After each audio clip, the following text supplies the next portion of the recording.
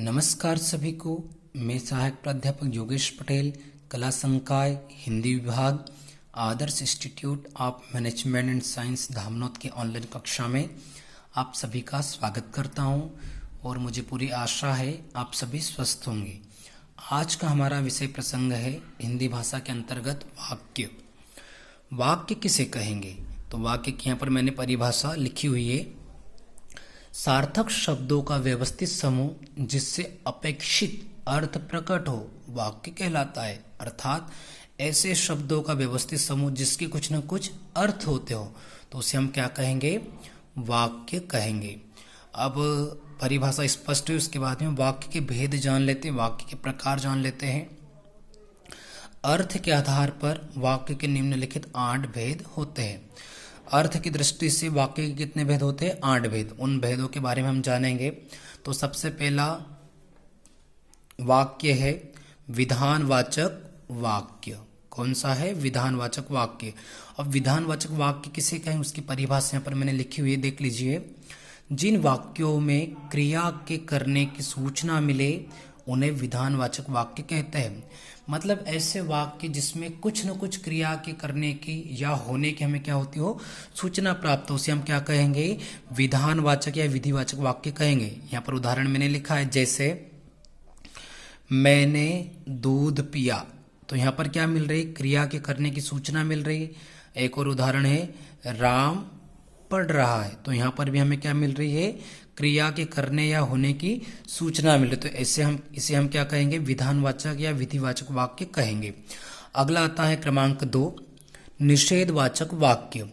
तो निषेधवाचक वाक्य किसे कहें उसकी परिभाषा यहाँ पर मैंने लिखी है। जिन वाक्यों में कार्य न होने का भाव प्रकट होता है उन्हें निषेधवाचक वाक्य कहते हैं।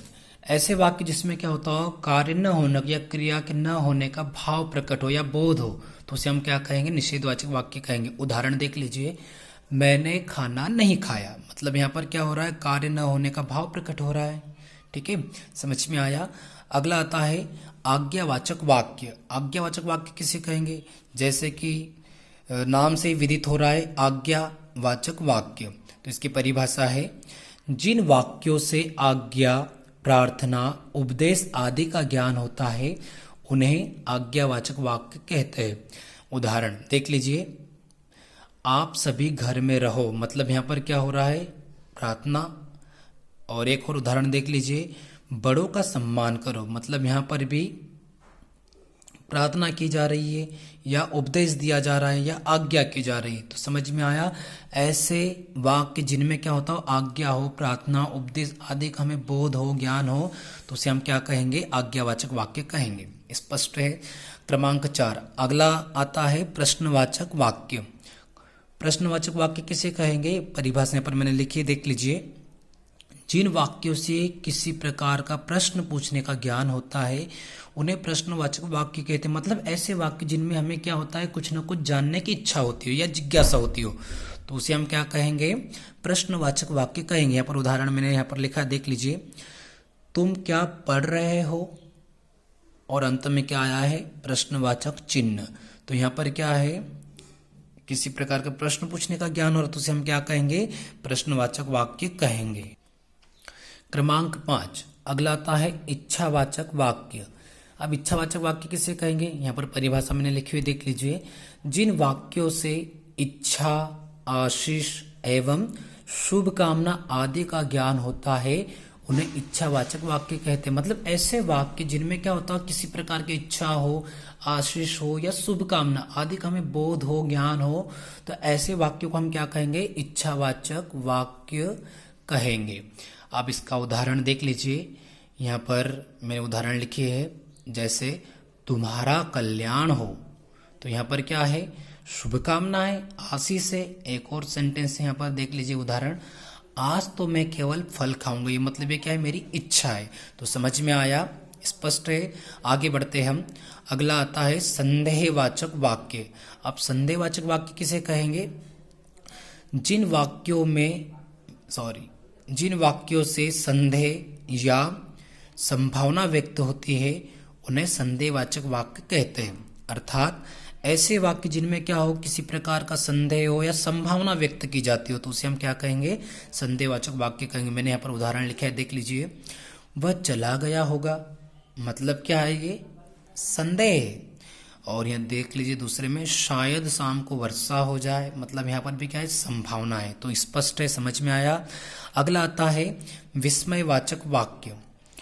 तो इसके बारे में जानेंगे, इसकी परिभाषा है, जिन वाक्यों से आश्चर्य, घृणा, क्रोध, शोक आदि का भाव होता है उन्हें विस्मयवाचक वाक्य कहते हैं।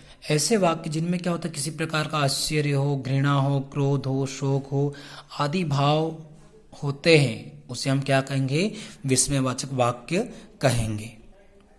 उदाहरण देख लीजिए, वाह कितना सुंदर दृश्य है, मतलब इसमें क्या है, आश्चर्य है। तो जैसा जब इस चिन्ह का हम प्रयोग करते हैं या फिर विस्मयवाचक वाक्य को पढ़ेंगे तो उसमें क्या होना चाहिए, वो भाव भी होना चाहिए, वो आश्चर्य, वो जितने भी उसके भाव होते वो स्पष्ट रूप से छलकना चाहिए। इसको चाहे तो हम सीधा भी पढ़ सकते हैं, वाह कितना सुंदर दृश्य, लेकिन इसमें हमें किसी प्रकार का कोई आश्चर्य नहीं हो, तो इसको कैसे पढ़ेंगे, वाह कितना सुंदर दृश्य है। तो स्पष्ट है, समझ में आया। अगला और अंतिम वाक्य होता है संकेतवाचक वाक्य। कौन सा है, संकेतवाचक वाक्य। अब संकेतवाचक वाक्य किसे कहेंगे, इसकी परिभाषा है, जिन वाक्यों से संकेत का बोध होता है, यानी एक क्रिया का दूसरे क्रिया पर निर्भर होता है, उन्हें संकेतवाचक वाक्य कहते हैं। मतलब ऐसे वाक्य जो क्या होता है, जिसमें हमें कोई संकेत मिलता हो, जिसमें एक क्रिया का दूसरी क्रिया पर निर्भर होना वो संकेत करते हो, तो ऐसे वाक्यों को हम क्या कहेंगे, संकेतवाचक वाक्य कहेंगे। उदाहरण देख लीजिए, मैंने यहाँ पर उदाहरण लिखा है, यदि परिश्रम करोगे तो अवश्य सफल होंगे, मतलब यहाँ पर संकेत कर रहे हैं, मतलब तुम परिश्रम करोगे तो क्या होगी, सफलता अवश्य मिलेगी, अवश्य सफल होंगे। एक और उदाहरण है, अगर वर्षा होगी तो फसल भी अच्छी होगी, मतलब ये क्या है, एक क्रिया दूसरी क्रिया पर निर्भर हो रही, क्या करे, संकेत कर रही है। आइए इसी के साथ हमारे अर्थ के आधार पर वाक्य के भेद यहीं समाप्त होते। मुझे पूरी आशा है आप सभी को अच्छे से समझ में आया होगा। बहुत बहुत धन्यवाद आप सभी का। मैं पुनः आप सभी से अपील करना चाहूँगा, शासन के निर्देशानुसार सभी लॉकडाउन का पालन करें, अपने घर में रहे, सुरक्षित रहे, दूरी बनाकर रखें और अपने स्वास्थ्य के प्रति जागरूक रहे। बहुत बहुत धन्यवाद। जय हिंद, जय भारत।